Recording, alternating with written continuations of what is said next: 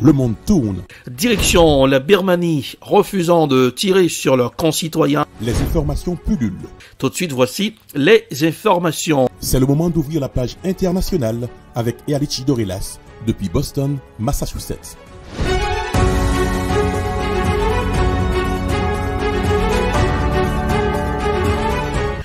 Mesdames, Messieurs, bonsoir. Ravi de vous retrouver ce mardi. Bienvenue dans la page internationale au grand journal du 14h. Joyeux mardi depuis la newsroom dans la capitale des grandes universités du monde, Boston, Massachusetts. Ealichi Dorelas pour présenter la page internationale. À Jacques Maël, comme d'hab, c'est la Dream Team. Joël François, Adassa Etienne, Roubans sur les manœuvres techniques. Bonsoir aux auditeurs de la radio évangélique Hosanna 102.3 FM. À Jacques Maël. Nous irons en Russie, défilé de la victoire. Poutine prononce son discours devant la nation. Le 9 mai, le président russe Vladimir Poutine s'est adressé à la nation et a adressé ses vœux à l'occasion du jour de la victoire. Son discours a été suivi par l'hymne national. Écoutons le président russe Vladimir Poutine.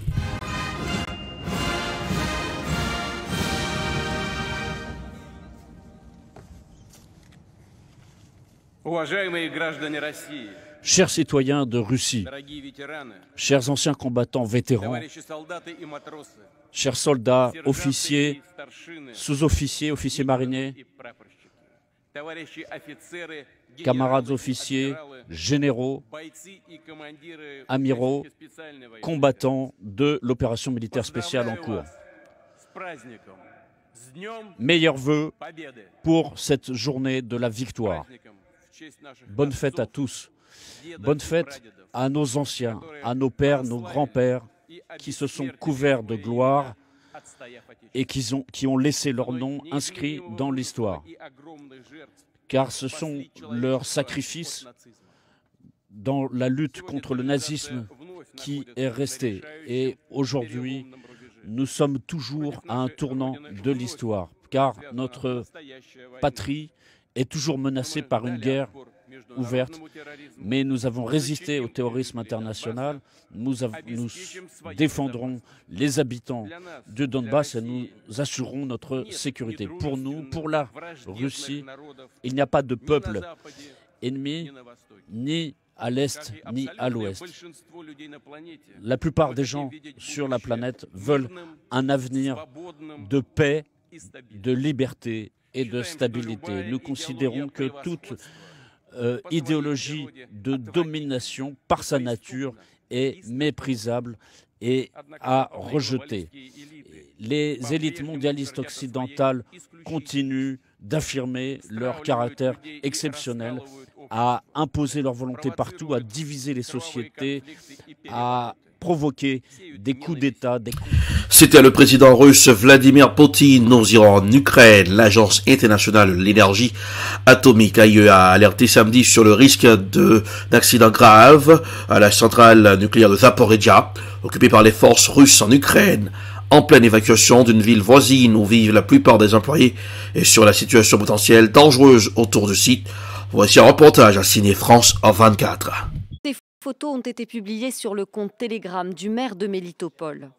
Elles témoignent, selon lui, de l'évacuation des habitants des zones proches de la centrale de Zaporizhzhia, sous occupation russe. Des évacuations qui interviennent alors que les bombardements auraient redoublé dans la région et après que le chef de l'Agence internationale pour l'énergie atomique a mis en garde contre le risque d'un grave accident nucléaire. La situation dans la zone proche de la centrale nucléaire de Zaporizhzhia devient de plus en plus imprévisible et potentiellement dangereuse. Cette grande installation nucléaire doit être protégée. L'AIEA continuera à faire tout ce qui est en son pouvoir pour contribuer à garantir la sûreté et la sécurité nucléaire de la centrale. Raphaël Grossi assure que des experts de l'agence se trouvent dans la zone pour surveiller la situation de la plus grande centrale nucléaire d'Europe.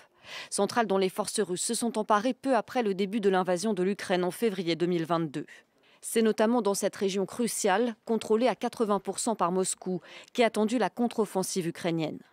En mars, le chef de l'AIEA s'était rendu sur place pour trouver des mesures de protection de la zone acceptables pour Moscou et pour Kiev.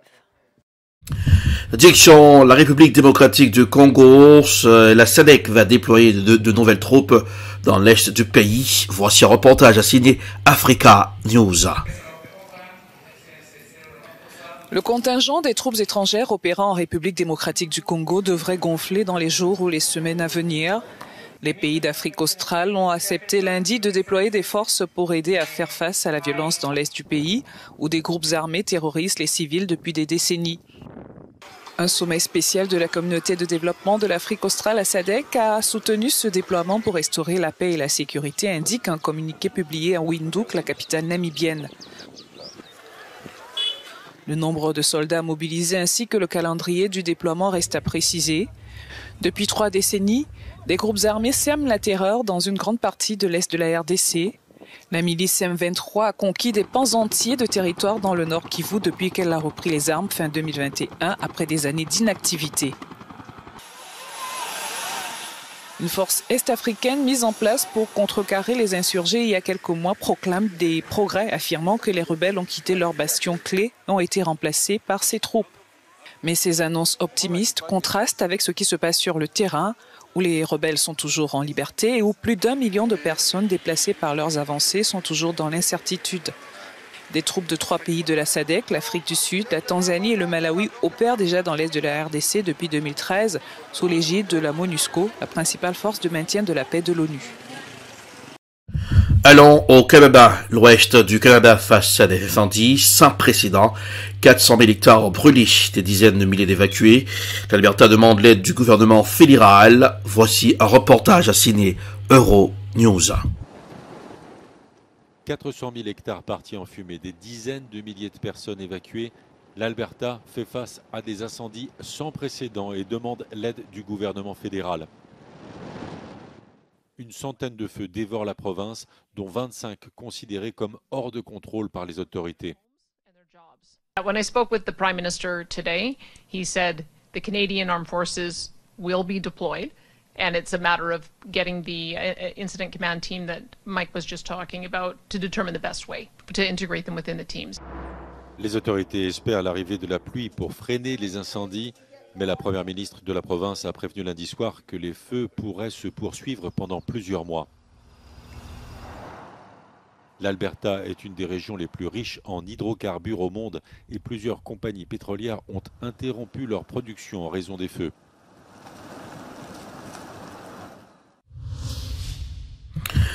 L'Iran, la réouverture des missions diplomatiques en Arabie Saoudite en phase finale.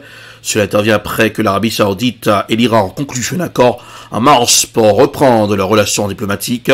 Voici un reportage, non pas un reportage, écoutons un extrait de préférence du ministre des Affaires étrangères iranien au micro des journalistes. Heureusement, grâce à l'accord entre les deux parties et à l'intention pratique des deux gouvernements, nous avons réalisé de très bons progrès dans la préparation des bâtiments pour les missions diplomatiques, alors que nous nous dirigeons vers la reprise officielle des relations diplomatiques. Étant donné que les bâtiments ont été fermés pendant des années, les rénovations et les réparations des bâtiments et des installations prennent plus de temps.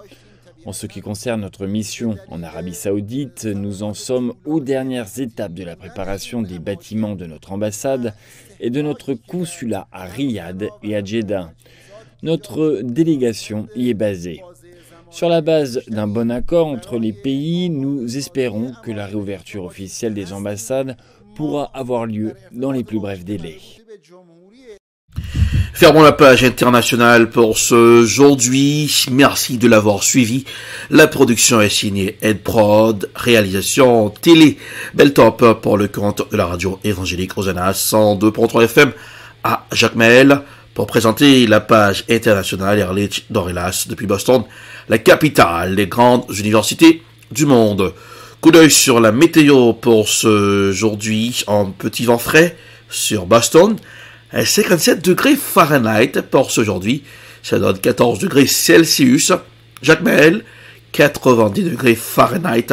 Ça donne 32 degrés Celsius. Bonsoir Joannel, bonsoir Rubens, bonsoir Adassa Etienne, bonsoir aux auditeurs de la radio évangélique Hosanna 102.3 FM à Jacmel. Passez un excellent mardi. Bonsoir, à demain. C'était la page internationale avec Erich Dorelas.